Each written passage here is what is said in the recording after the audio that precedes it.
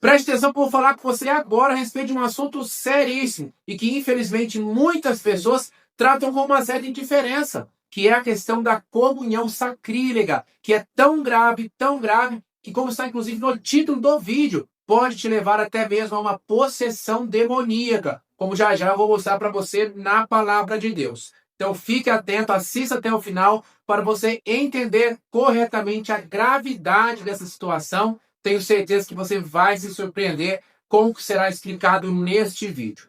E a primeira coisa em relação à comunhão sacrílega, o que é isso? É a comunhão estando em pecado grave, pecado mortal. E o que é pecado grave, pecado mortal? De forma resumida, é algum pecado cometido contra algum dos 10 mandamentos da lei de Deus ou contra algum dos 5 mandamentos da lei da igreja. Então pesquise aí no Google, você encontra, se você não souber de cor, quais são os 10 mandamentos da lei de Deus, quais são os 5 mandamentos da lei da igreja. Entenda, estude, aprenda para você não cair nesses pecados. Mas fazendo aqui um parênteses para elucidar ainda mais a nossa reflexão. Qualquer pecado contra a castidade. Casais de namorado que têm vida sexual ativa não podem comungar. Pessoas que fazem uso de qualquer método contraceptivo não podem comungar. Casais casados solo civil ou amasiados, pessoas de segunda união, qualquer tipo, práticas homossexuais, qualquer tipo de pecado contra a castidade, são pecados graves, pecados mortais. Outro exemplo de pecado, infelizmente, também comum. Faltar à toa a Santa Missa nos domingos e demais dias de preceito do ano. Se você falta à toa, fui viajar, fui visitar um parente, fui para uma festa, hoje estou cansado, estou com preguiça, não deu tempo, faltou à toa a Santa Missa nos domingos ou outros dias de preceito do ano, você não pode comungar enquanto não for a Santa Missa. Desculpa, enquanto não se confessar. Você vai à Santa Missa em outro dia, se você não se confessou, não comungue. E aqui, claro, né, eu estou dando estes exemplos de pecados graves, pecados mortais, mas existem vários, por isso que eu disse a você que tenha atenção, que tenha bom senso, pesquise na internet, se você não sabe de cor quais são os 10 mandamentos da lei de Deus, quais são os 5 mandamentos da lei da igreja, para você não cometer esses pecados. E se por acaso cometer esses pecados, buscar urgentemente o sacramento da confissão para voltar ao estado de graça e só depois poder comungar novamente. Se você estiver em pecado grave, em pecado mortal, não comungue em hipótese alguma. E aqui eu faço um parênteses porque me chama a atenção o fato de que muitas pessoas sabem disso. Não é novidade, sabem do que eu estou explicando, mas são enganadas por Satanás, porque são muitas as pessoas que dizem: Flávio, eu sei, Flávio, que eu estou em pecado, eu sei que a igreja ensina, baseado na palavra de Deus, eu sei, mas quando eu fui à Santa Missa, mesmo em pecado grave, eu ouvi no meu coração a voz de Jesus dizendo que ele queria que eu fosse recebê-lo na Eucaristia. Não seja tolo, meu irmão. Não seja tola, minha irmã. Essa não é a voz de Jesus. É a voz de Satanás tentando te enganar. A palavra nos fala na segunda carta de São Paulo aos Coríntios, capítulo 11, que Satanás sabe. Ele sabe se transvestir, se disfarçar em anjo de luz. E nós vemos aí na história da igreja quantos grandes santos, santos sapientíssimos, que foram, pelas suas histórias nós sabemos, foram enganados por Satanás, não nessa questão da comunhão sacrílega, mas em outras. Para te dar um exemplo, São Padre Pio de Pietrelcina, que você conhece com certeza, ele tinha grandes dons da parte de Deus, de ver, de ouvir os santos anjos da guarda das outras pessoas, inclusive, de ter experiências de almas do purgatório que vinham até ele pedir a intercessão. Ele via Jesus, ele via a Virgem Maria, São Padre Pio. E em muitas ocasiões, Satanás se disfarçava e aparecia para ele disfarçado de Jesus, disfarçado da Virgem Maria, disfarçado de São Francisco. Existem relatos disso. E São Quadripio, a princípio, era enganado, e depois de uma conversa, depois que ele escutava, que ele dialogava, achando que era Jesus, achando que era a Virgem Maria, depois de um tempo que ele tinha um discernimento, Deus dava a ele essa luz, e ele percebia que não era Jesus, que era Satanás. Agora eu te pergunto, se São Padre Pio de Pietrelcina passava por isso, imagina eu e você. Então, não se prenda àquilo que você acha, não se prenda aos seus sentimentos, porque os seus sentimentos podem te enganar. O seu achismo pode te levar à perdição. Se apegue, se firme na doutrina da igreja. A doutrina da igreja, essa é a rocha firme, o porto seguro que nós temos para nos guiar para o céu. Então, se a igreja diz, não faça, não faça. Ponto final, não seja enganado. Essa voz que você pode ouvir no seu coração não é de Jesus. Jamais, jamais nosso Senhor te chamaria para cometer uma comunhão sacrílega. Esta é a voz de Satanás. E por que Satanás faz tanta questão de te levar ou levar as pessoas para a comunhão sacrílega? Porque, como nos fala a palavra de Deus, também na carta aos Coríntios, agora a primeira carta, capítulo 11, a partir do versículo 27, quem comunga nessa circunstância, na circunstância da comunhão sacrílega, come e bebe a sua própria condenação. Isso é gravíssimo. E aqui também está um ponto onde Satanás engana muitas pessoas. Porque muitas pessoas pensam assim, eu vou lá receber a Eucaristia, eu sei que eu estou em pecado.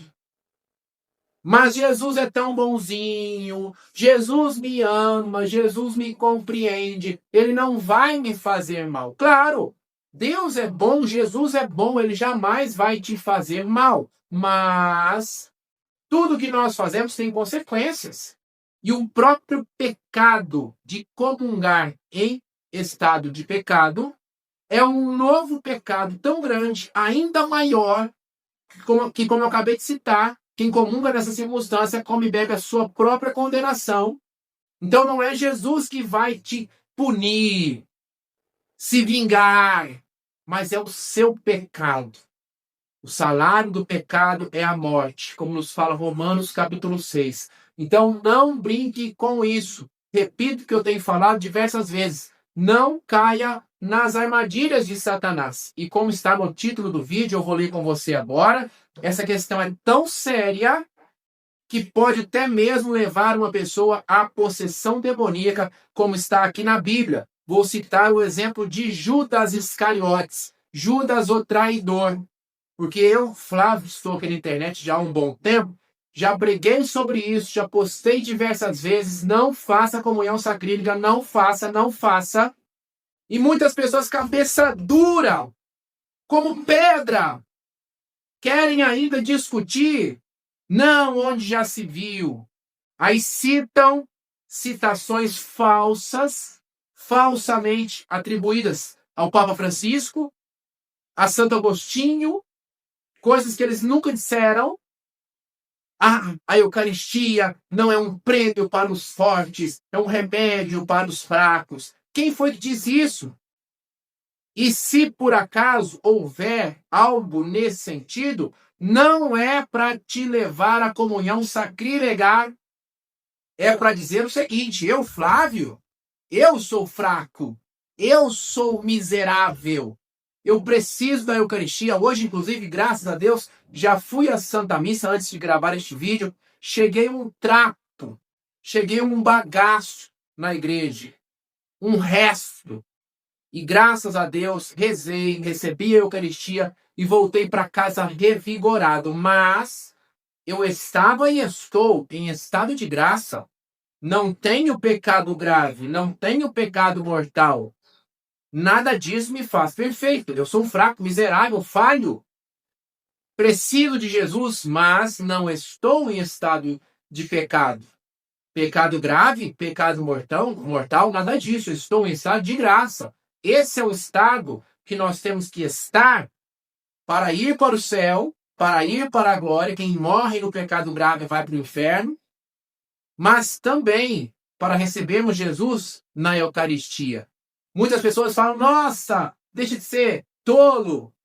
Jesus não negou a Eucaristia para ninguém, até mesmo Judas comungou.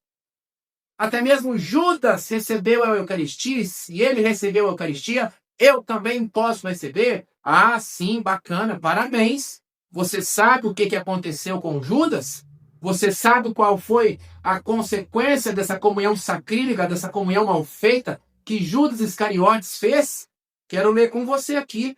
Primeiro está em Lucas, pegue na sua casa. Lucas capítulo 22, a partir do versículo 19. Para confirmar que sim, Judas recebeu a Eucaristia. Diz assim, a partir do versículo 19, Lucas capítulo 22, versículo 19. Jesus tomou em seguida o pão, e depois de ter dado graças, partiu e deu-lhes, dizendo, isto é meu corpo, que é dado por vós. Fazei isto em memória de mim. Do mesmo modo, tomou também o cálice, depois de cear, dizendo, este cálice é a nova aliança em meu sangue, que é derramado por vós. Entretanto, versículo 21, eis que a mão de quem me trai está à mesa comigo. Então, Jesus distribuiu o corpo, distribuiu o cálice com o sangue para todos. Entretanto, eis que a mão que me trai, ou seja, de Judas Iscariotes, está à mesa comigo. Então, Judas recebeu a Eucaristia. Jesus não negou a Judas, mas o efeito foi totalmente diverso. Como está aqui, eu quero ler com você no Evangelho segundo São João, capítulo 13, a partir do versículo 21. João, capítulo 13, a partir do versículo 21, diz assim. Dito isso, Jesus ficou perturbado em seu espírito e declarou abertamente, em verdade vos digo, um de vós me há de trair. Os discípulos olhavam uns para os outros sem saber de quem falavam.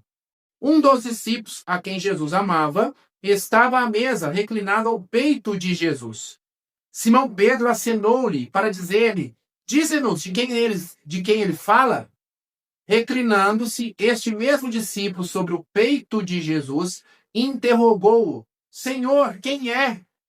Jesus respondeu, é aquele a quem eu der o pão embebido. Que pão embebido é este? A Eucaristia, como eu acabei de ler com você, no Evangelho segundo São Lucas, capítulo 22. Em seguida, molhou o pão e deu a Judas, filho de Simão Iscariotes. Judas comungou a Eucaristia. Logo que ele o engoliu, versículo 27, logo que ele o engoliu, Satanás entrou nele. Logo que ele o engoliu, Satanás entrou nele. Jesus disse-lhe então, o que queres fazer, faze-o depressa. Então, olha só a gravidade da situação. Ah, eu vou receber Jesus na Eucaristia. Jesus é tão bonzinho, mal não me fará. Sim, de fato, Jesus não te fará mal, mas a consequência da sua comunhão sacrílega. Judas recebeu a Eucaristia com o coração cheio de pecado. E não pense que o pecado de Judas é maior ou exclusivo do que muitos dos nossos pecados. De pessoas que cometem pecados graves, pecados mortais, e tratam com indiferença. Tem uma oração de Santo Tomás de Aquino, que é inclusive rezada na Santa Missa, no dia de Corpus Christi. Nunca se esqueça. Santo Tomás de Aquino. Dá-se ao bom como ao perverso, mas o efeito é bem diverso. Vida e morte trazem em si. Dá-se ao bom, aqui ele está falando da Eucaristia. Dá-se ao bom como ao perverso, mas o efeito é bem diverso. Vida e morte trazem em si. A Eucaristia traz em si vida e morte, dependendo do quê? Do estado que estiver o seu coração. Então isso é muito sério, meu irmão. Isso é muito sério, minha irmã. Sério, minha irmã. Não seja enganado por Satanás. Não escute essa vozinha no seu coração, querendo se disfarçar por Jesus. E não caia também nas armadilhas de Satanás, que pode agir através de sacerdotes. Porque eu também já ouvi, ouço, infelizmente, regularmente, diversas vezes. Ah, Flávio, sim, eu sei o que você está explicando, que não é o Flávio que está explicando, está aqui na Bíblia, está no Catecismo da Igreja Católica, não são coisas da minha cabeça. Ah, Flávio, sim, eu sei, mas o padre me autorizou. Que história é essa? Que história é essa? Como assim? O padre está acima da Bíblia no dia que você morrer, então recorra ao padre. O dia que você estiver ali à beira do inferno, recorra ao padre para ver se ele te salva. Não existe isso. O sacerdote, sim, homem ungido por Deus, mas não está acima de Deus. Óbvio, não está acima da Bíblia, não está acima da igreja. O sacerdote serve a igreja e não o contrário. Então ele não pode desdizer o ensinamento perene da Igreja Católica, que está na Bíblia, inclusive, direito divino positivo, revelado para nós. Se você está em pecado grave, o sacramento é a confissão. A igreja tem 7 sacramentos, meu irmão. 7 sacramentos, minha irmã. Um para cada circunstância da nossa vida. Um para cada necessidade nessa nossa peregrinação. Então Deus não vai recusar a graça a você. Mas para a pessoa que está em pecado grave, a graça que ela precisa é uma graça distinta. É uma graça diferente da graça da Eucaristia. É a graça do perdão. É a graça da reconciliação. Pelo sacramento da confissão. Para depois voltar à Eucaristia. Então a igreja não te abandona. Mas primeiro você precisa se arrepender, sair do pecado, ter este firme propósito de não pecar novamente e se confessar para voltar ao estado de graça, para voltar à comunhão eucarística. E agora me conte aqui nos comentários, por favor, se você já sabia disso, sim ou não. Você já sabia da comunhão sacrílega, já sabia dos pecados graves, pecados mortais, já sabia da possessão demoníaca que Judas sofreu e tantas outras pessoas, porque aqui está o relato de Judas. E quantas pessoas nós não sabemos que talvez passem pela mesma situação, que vão desgraçando a vida a partir de comunhões sacrílegas feitas, muitas vezes repetidamente, ofendendo a nosso Senhor Jesus Cristo? Conta para mim nos comentários, por favor. E eu te peço, por favor, compartilhe esse vídeo. Compartilha quantas informações importantíssimas nós temos aqui. Pessoas não sabem, eu tenho certeza que aqui nos comentários muitas pessoas vão dizer: nossa, eu não sabia. Nossa, eu até sabia, mas fiz errado. São muitos irmãos nossos que vivem nessa circunstância. Então, eu preciso de você agora para compartilhar este vídeo o máximo que você puder. Nos grupos de WhatsApp, Facebook, Instagram. Compartilhar, deixe o seu like, o seu joinha. Deixe o seu like, o seu joinha, para o próprio YouTube entregar aqui este vídeo. Mas compartilhe, porque nós precisamos esclarecer nossos irmãos. Conto com você. Muito obrigado. Deixa aí até a próxima. Fique com Deus.